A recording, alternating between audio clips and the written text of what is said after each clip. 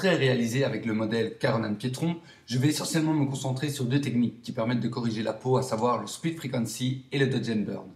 Le split frequency a pour avantage de séparer les basses des hautes fréquences, ce qui va me permettre de retoucher la peau du modèle sans affecter les tons respectifs de l'image tout en modifiant sa texture. Le dodge and burn va être utilisé pour adoucir les transitions entre les tons clairs et les tons foncés, mais également pour atténuer les différents reliefs de la peau. L'objectif va être de rendre l'image la plus propre possible tout en conservant la texture de la peau. En faisant le tour de l'image, on peut voir un certain nombre d'imperfections que j'aimerais faire disparaître, comme les points de beauté, les boutons, ici, là, ou encore sur le torse, mais aussi d'atténuer les ombres créées par l'éclairage, comme ici. Au premier coup d'œil, on peut se dire que ce ne sont au final que des petites choses que je pourrais corriger rapidement avec le tampon ou l'outil correcteur. Car il faut reconnaître que Caroline a avant tout une bonne texture de peau, que le maquillage réalisé par Chris Makeup corrige déjà en grande partie les différentes irrégularités. De plus, lors de la prise de vue, j'ai veillé à surexposer légèrement la lumière provenant du flash, ce qui a pour avantage d'aplanir visuellement la texture de la peau, mais aussi de conserver plus facilement la qualité du fichier lorsque l'on sera amené à devoir sous-exposer en post-prod, ce qui n'est pas toujours le cas lorsque l'on doit ramener de la luminosité dans les ombres, par exemple. Cependant, ce qui est à peine visible à cette résolution ne le sera plus forcément lors de l'agrandissement. C'est pourquoi, au travers de ces deux techniques, je vais aller corriger un maximum de choses qui pourraient nuire à l'image. Pour travailler cette photo, je vais donc commencer par séparer l'image de ses basses et de ses hautes fréquences. Pour ça, je vais dupliquer deux fois mon calque d'arrière-plan en le glissant sur l'icône de nouveau calque ou via le raccourci POM-J. Ma première copie contiendra les basses fréquences de mon image, c'est-à-dire les tons, et pour la distinguer, je vais la renommer Low. La deuxième copie, elle, contiendra les hautes fréquences, c'est-à-dire la texture. Je vais la renommer High. Je vais ensuite placer ces deux calques dans un groupe en les sélectionnant et en utilisant le raccourci POM-G. Je vais ainsi pouvoir les masquer au besoin et garder un contrôle sur l'évolution de mes retouches. Je vais simplement le nommer Split. Pour créer la basse fréquence, je vais utiliser le filtre flou gaussien. Je masque le calque High et je sélectionne mon calque Low. Je vais dans les filtres, atténuation, flou gaussien. Pour doser la quantité de flou à ajouter, je me base sur le détail que j'aimerais masquer. Par exemple, les points de beauté. Pour ça, je vais augmenter progressivement jusqu'à ce qu'ils n'apparaissent plus sur l'image. Voilà, on peut voir qu'ils ont totalement disparu. Ok. Je vais ensuite créer la couche qui représentera les hautes fréquences et qui contiendra toute la texture de l'image. Je réactive le calque, le sélectionne, menu image, appliquer une image. Dans le menu déroulant, je vais aller choisir le calque contenant les basses fréquences. L'ayant renommé au préalable, je n'aurai pas à le chercher. Je conserve la couche RVB tout en cochant la case inversée. Dans l'onglet Opération, je choisis un mode de fusion Addition. Je conserve une opacité de 100% et une échelle de 2. Ces réglages sont différents lorsque l'on travaille en 16 bits ou en 8 bits. Lorsque j'ai découvert cette technique, j'ai appliqué sur mon image des paramètres pour une image 8 bits. Or, je travaille toujours avec des fichiers dématricés en 16 bits, ce qui bien sûr ne permet pas d'arriver au même résultat. C'est mon ami Christophe Bayeux qui m'a fait redécouvrir cette technique. Ici, les paramètres sont bien sûr appliqués à une image 16 bits. Ok. J'ai maintenant une image grise ne contenant plus que la texture de la photo. Ce résultat est semblable à ce que je peux obtenir via le filtre Passe Haut. Pour neutraliser le gris, je vais passer mon calque en mode de fusion lumière linéaire. Ici. Je possède à présent une image où les basses et les hautes fréquences sont séparées. Ensemble, ces deux calques composent à l'identique mon image originale. Avant de commencer mes retouches, je vais créer un calque d'aide qui va me permettre de faire ressortir des imperfections afin de mieux visualiser le travail à effectuer. Pour ça, je crée un nouveau calque de réglage, mélangeur de couches. Je le passe en couleur monochrome et je diminue la valeur des rouges jusqu'à ce que la peau ne soit pratiquement plus visible. Je vais ensuite la faire réapparaître en augmentant la valeur des bleus. De cette manière. Voilà. Je vais maintenant zoomer à 100% dans mon image. Et je peux maintenant distinguer plus facilement les zones qui auront besoin d'être retouchées ou non. On peut le voir par exemple ici, avec la texture de la peau, qui ressort beaucoup mieux. Et le fait de travailler en monochrome va nous permettre de rester vraiment concentré sur les retouches que nous avons à faire. Je renomme ce calque Aide et je vais le placer au-dessus de mon ensemble de calques. Pour ma part, je préfère le masquer pour dégrossir et éliminer ce qui est déjà visible. Je le réactive par la suite lors d'un deuxième passage. Je vais donc sélectionner mon calque Hike et zoomer à 100% dans mon image. A l'aide de l'outil correcteur, je vais venir remplacer les imperfections par de la bonne texture. Il est bien sûr possible d'utiliser le tampon ou encore le correcteur localisé, bien que ce dernier ne permette pas d'avoir un contrôle sur l'ajout de la texture. L'outil correcteur est bien le plus adapté à cette technique. Je vais lui demander d'échantillonner non pas l'ensemble de mes calques, mais uniquement le calque que j'ai sélectionné, c'est-à-dire le calque actif. Je veille à travailler avec une dureté de 100%, ce qui va m'éviter d'ajouter du flou à la zone qui va être échantillonnée. C'est vraiment important de veiller à être à 100%. L'outil correcteur s'applique de la même manière que le tampon. Je sélectionne la zone que je veux dupliquer avec la touche option enfoncée et je la reporte sur la partie que je veux corriger. Le mieux est de travailler avec un rayon légèrement plus grand que la zone à corriger afin que la fusion soit la plus propre possible. Pour bien comprendre ce que je veux dire par modifier la texture sans modifier les tons, je vais passer avec mon outil sur le sourcil par exemple. Et on peut voir que la texture de peau a bien remplacé les sourcils, mais que les tons, eux, ont bien été conservés. Ce qui n'aurait pas été possible avec l'outil correcteur appliqué directement sur l'image. Un pomme Z pour revenir en arrière. Je peux maintenant commencer mon travail de correction. Comme je l'ai dit, il s'agit d'un premier passage assez rapide sur ce qui est visible. La texture de peau peut être assez variable d'un endroit à l'autre. Je préfère donc échantillonner au plus près de la zone à retoucher afin que la correction soit la meilleure possible. Comme on peut le voir, il s'agit bien d'un nettoyage de la peau. Le split frequency n'est pas une solution miracle qui permet en 2 clics d'appliquer les corrections. Pour que le tutoriel ne soit pas trop long, je vais accélérer mes retouches, mais cela permettra au moins de visualiser le travail réalisé sur l'image. Lorsque je me lance dans une correction de la peau, je trouve important de m'imposer un laps de temps que je vais essayer de respecter au mieux. Je choisis également le type de rendu auquel je veux arriver. Ici, je vais bien sûr pousser un peu les choses afin de montrer jusqu'où on peut aller en utilisant ces deux techniques.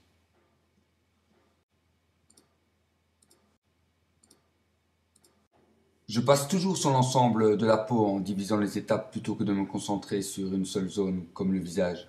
Ce qui me permet de garder des retouches cohérentes sur toutes les parties du corps. Cela évite de négliger un endroit ou un autre. Je vais maintenant réaliser un deuxième passage et pour ça je vais activer mon calque d'aide et je vais venir travailler sur toutes les petites taches mais aussi les plis de peau, les yeux, les lèvres et tout ce que je vais pouvoir faire disparaître à l'aide de cet outil. Afin de voir l'évolution des corrections, il est préférable de dézoomer et de désactiver le calque d'aide de temps à autre.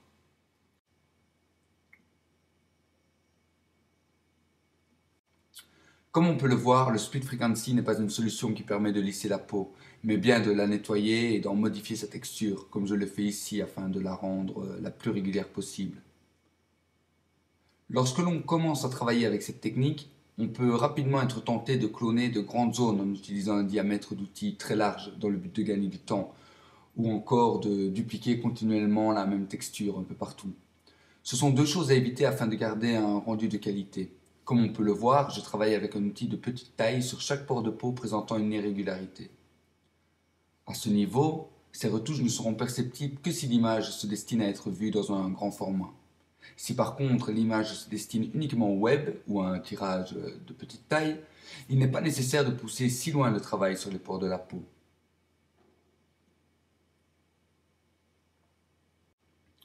Je rappelle qu'il est important de sauvegarder régulièrement son travail, bien que je ne le fasse pas ici afin de ne pas allonger la durée de cette vidéo inutilement. Il faut être conscient également que revenir en arrière dans l'historique ne sera pas d'un grand secours, vu le nombre d'actions réalisées. Il est donc important de corriger d'éventuelles fausses manœuvres directement si cela devait être le cas. J'en profite également pour corriger les plis de peau.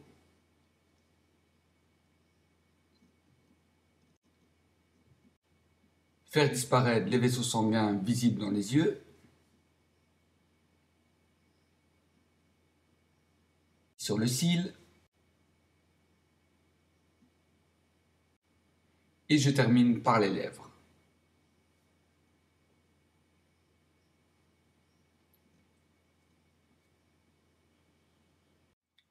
Les corrections de la peau sont maintenant terminées. Cependant, on peut voir ici un reflet créé par un des spots qui éclaire la pièce. Je vais donc le corriger également. J'agrandis la taille de mon outil et je corrige. Malgré la correction appliquée sur la couche des hautes fréquences, on peut remarquer qu'un halo persiste encore. C'est parce qu'elle est en fait située sur ma couche des tons, c'est-à-dire sur le calque sur lequel j'ai appliqué le filtre de flou gaussien. Plutôt que de le corriger sur mon calque là, je vais créer un nouveau calque, je le renomme tampon et je vais le placer entre mon calque high et mon calque low. Je vais donc aller sélectionner mon outil tampon et cette fois je vais lui demander de travailler sur mon calque actif et ce situé en dessous afin de ne pas superposer la texture contenue sur mon calque de haute fréquence. Je vais régler une dureté à 0%. Voilà. Je sélectionne la zone à dupliquer et je l'applique. Le halo a maintenant totalement disparu. J'aurais pu arriver au même résultat en travaillant directement sur mon calque low, mais le faire sur un calque vide permet de travailler de manière non destructive sur les basses fréquences de l'image. Pour bien comprendre, si par exemple, je décide de venir dupliquer une teinte comme ceci, on remarque que la texture n'est pas modifiée mais que les tons, eux, ont bien été reportés, puisque ma couche de texture est bien située au-dessus de mon calque tampon. Si maintenant je le place au-dessus, je perds totalement la texture de la peau. Placé en dessous, la texture réapparaît. Cela peut être pratique pour corriger certaines teintes ou encore maquiller le modèle en post-traitement. Je vais maintenant venir adoucir les transitions entre les zones d'ombre et de lumière, comme ici et là. Et un peu partout, on peut voir une différence en fait entre les tons. Plutôt que de le faire via le tampon, je préfère le faire avec une technique de Dodge and Burn. Je vais créer un nouveau calque que je vais placer au-dessus du calque high et je le renomme Dodge and Burn. Pour travailler de manière non destructive sur mon image, je vais remplir le calque avec une couleur gris neutre. Édition, remplir. Je choisis 50% de gris et j'appuie sur OK. Pour neutraliser le gris, je vais cette fois passer mon calque en mode lumière tamisée, comme ceci.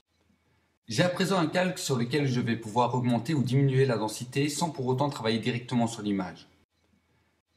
Plutôt que d'utiliser les outils densité plus et densité moins prévus à cet effet, je vais leur préférer le pinceau pour des raisons de facilité. En sélectionnant une couleur blanche de premier plan pour diminuer la densité et une noire d'arrière-plan pour l'augmenter, je vais pouvoir obtenir le même résultat, mais avec l'avantage de passer de l'une à l'autre à l'aide de la touche X de mon clavier.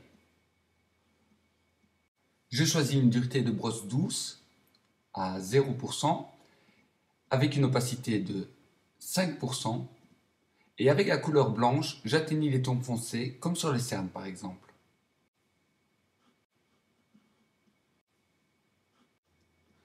On peut appliquer ce principe pour atténuer le relief de la peau. Ici, je n'ai pas corrigé l'oreille où l'on peut distinguer des éléments qui n'auront aucun intérêt à être conservés. Je diminue ma brosse à une taille inférieure à la zone que je dois corriger et je passe dessus jusqu'à ce que le trou, ici, disparaisse.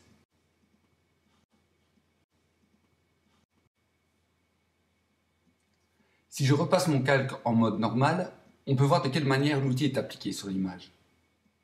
Cela dit, ceci aurait dû être corrigé sur la couche des hautes fréquences. Je vais donc revenir en arrière, resélectionner mon outil correcteur et les enlever plus proprement sur mon calque high. L'intérêt de travailler de cette manière permet à tout moment d'appliquer des corrections sur n'importe lequel de mes calques.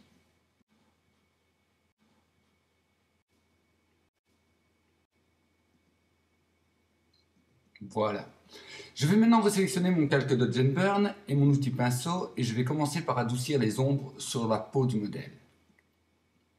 Je vais réactiver mon calque d'aide afin de mieux visualiser les zones à atténuer. Dans un premier temps, je vais le faire sur l'ensemble de mon image. L'effet peut paraître peu visible, mais une fois que j'aurai terminé, on pourra voir à quel point cette étape va considérablement améliorer le rendu de la lumière. Bien sûr, il ne s'agit pas de modifier l'éclairage, mais simplement d'atténuer les différences de ton afin de rendre la lumière plus homogène. L'éclairage reste un élément déterminant dans la sélection de mes images. Il est certain que le cadrage, la pose, l'intensité du regard sont des éléments pris en compte, mais d'une manière générale, je ne m'attarde pas sur les images ne possédant pas un éclairage correct à la base.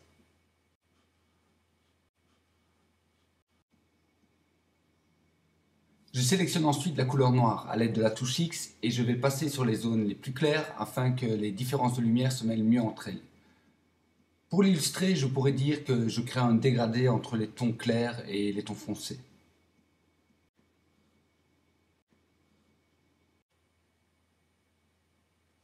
À ce stade, il n'y a pas forcément un choix artistique qui rentre en compte, comme choisir d'atténuer une ombre ou accentuer une autre.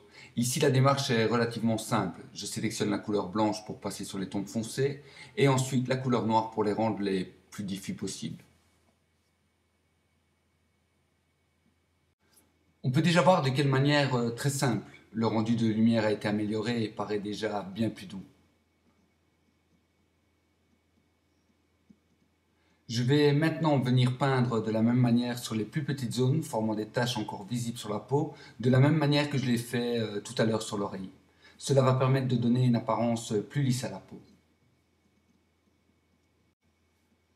À l'inverse de l'étape précédente, je vais alterner régulièrement ma couleur de pinceau en passant du blanc au noir et vice-versa. C'est la raison pour laquelle je préfère travailler le Dodge and Burn sur un seul calque gris passé en lumière tamisée. Il existe bien sûr d'autres techniques qui consistent à séparer la retouche effectuée sur les tons clairs puis ensuite sur les tons foncés. Mais cela implique de devoir changer de calque ou de travailler soit sur l'un ou soit sur l'autre. Ici, c'est réellement un travail minutieux qu'il faut pouvoir doser, car plus l'on insiste, plus les textures disparaissent. C'est pour cette raison qu'il est important de travailler avec une faible opacité, aux alentours de 5 voire 10%, et surtout trouver le juste équilibre en rapport avec le rendu souhaité.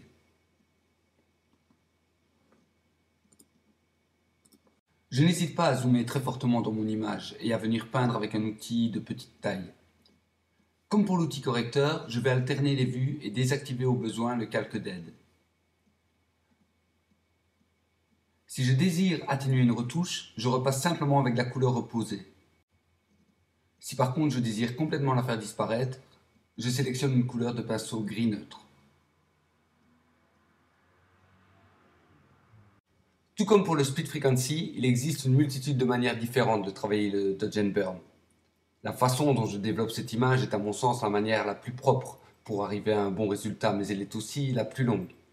Alors bien sûr, certaines retouches pourraient être corrigées de manière plus rapide en y associant d'autres techniques. Mais dans ce cas, le tutoriel ne serait plus accessible à tous et ce n'est pas le but de mes vidéos.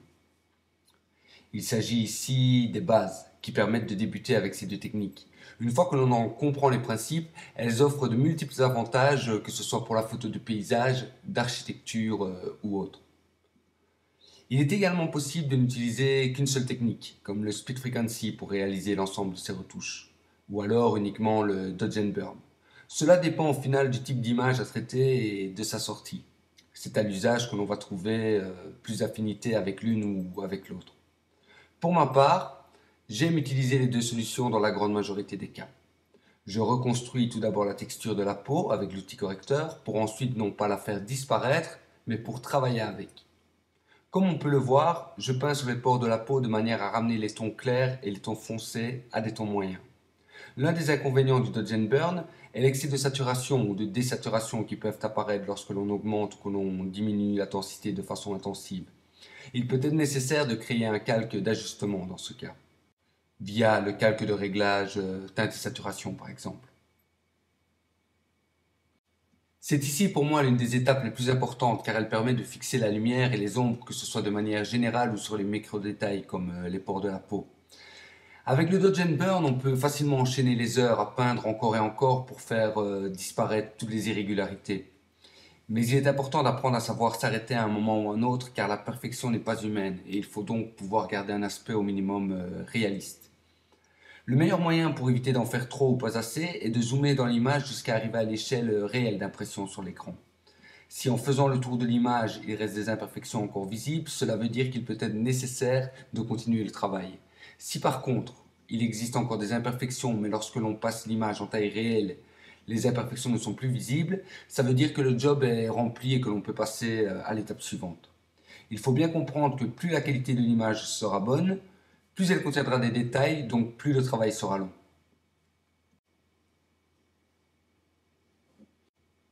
Ce qu'il y a de bien avec cette technique, c'est que l'on peut retoucher un peu partout pour appliquer des corrections. Comme ici pour ajuster le maquillage ou pour travailler sur les yeux, les lèvres ou encore les cheveux. Au début, il peut être utile de séparer le travail sur les ombres de celle du lissage de la peau, au lieu de le faire sur un seul calque, comme je le fais. Pour ça, il suffit de créer un deuxième calque de Dodge Burn et de le placer au-dessus. Les calques en niveau de gris ont l'apparence de calques vides une fois passés en lumière tamisée. Il est d'ailleurs possible d'en faire autant que souhaité. Par exemple, un pour le travail sur les ombres et la lumière, comme je l'ai fait précédemment, un pour la peau, un autre pour les yeux et pourquoi pas un pour les lèvres. Hormis le fait d'alourdir le fichier PSD, cela n'aura aucune influence sur l'image.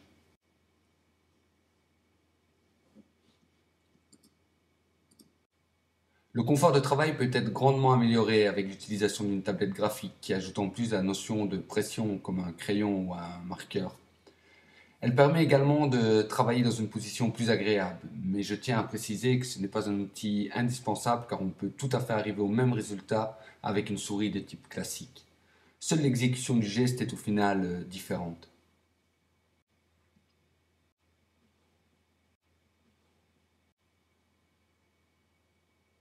Voilà, je termine maintenant avec les dernières retouches, car comme je l'ai dit, il faut pouvoir s'arrêter à un moment ou un autre.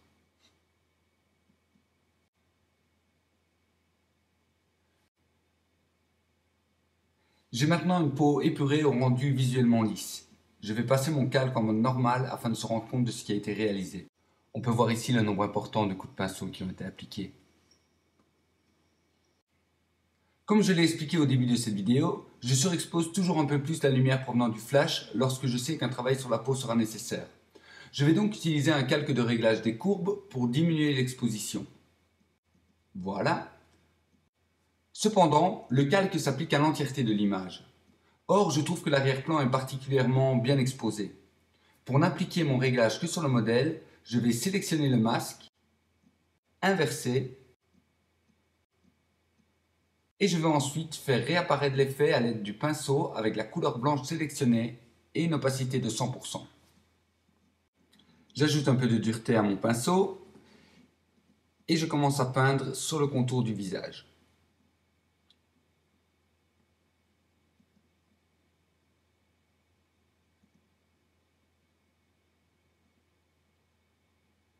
Ensuite l'oreille.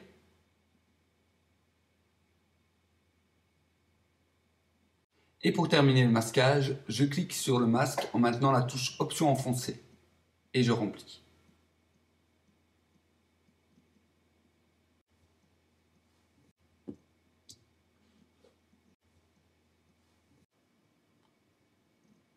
Je vais tout de même conserver de la luminosité dans les yeux, afin de souligner le regard.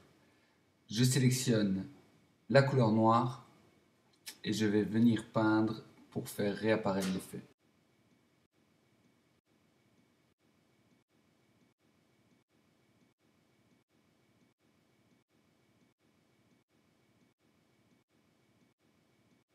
On peut voir qu'il y a maintenant une différence de lumière entre la tête et le haut du corps. Je vais donc l'atténuer en réduisant l'opacité à 40%, ce qui devrait être bon.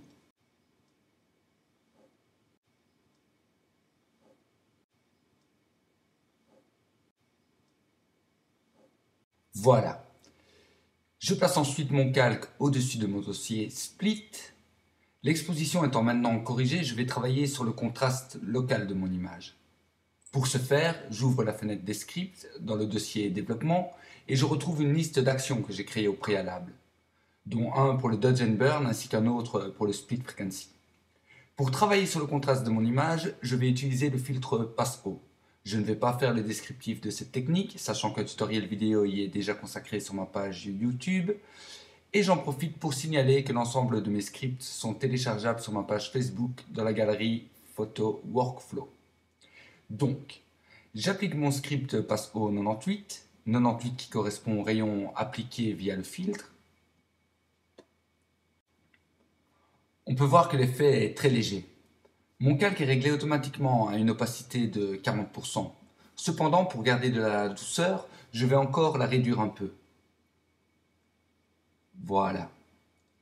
Je vais également atténuer les tons foncés, ici et là, et ce, toujours à l'aide de l'outil pinceau. Je sélectionne la couleur noire, tout en conservant une opacité de 40%, et je commence à atténuer l'effet.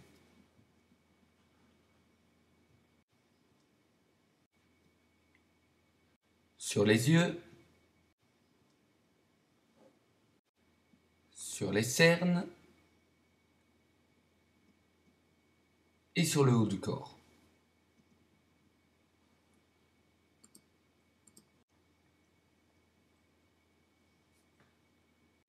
Lors de la prise de vue, j'ai utilisé un réflecteur afin de créer un reflet dans le bas de l'œil, que l'on peut voir ici.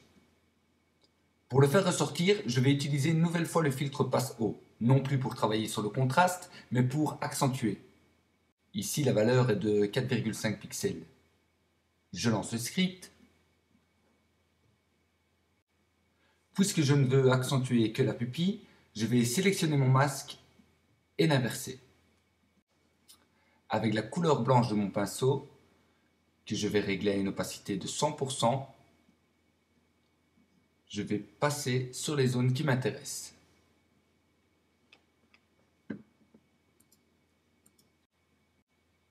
Il s'agit juste de faire ressortir un peu de détails. Pour terminer les ajustements de mon image, je vais utiliser un calque de réglage des niveaux. Mais plutôt que de travailler sur l'ensemble de ma couche RGB, je vais utiliser les niveaux différenciés, c'est-à-dire que je vais réaliser mes ajustements sur chaque couche individuellement. Je sélectionne la couche des rouges et je ne vais travailler que sur les hautes densités, afin de corriger les dominantes tout en redonnant un peu de luminosité. Voilà. Ensuite, la couche des verts et celle des bleus.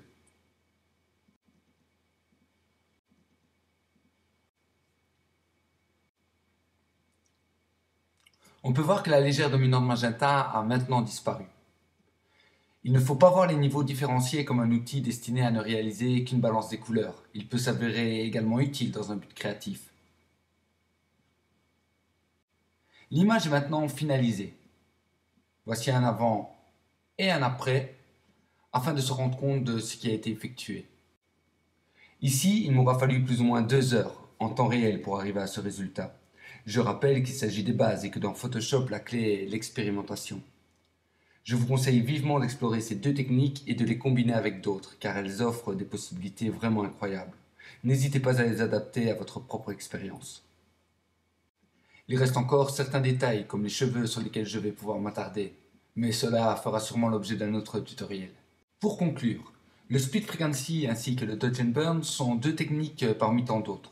Comme pour chacune d'elles, il est important de les utiliser avec parcimonie. Gardez à l'esprit qu'en retouche, il ne s'agit pas de changer la prise de vue ou le modèle, il s'agit simplement de les perfectionner.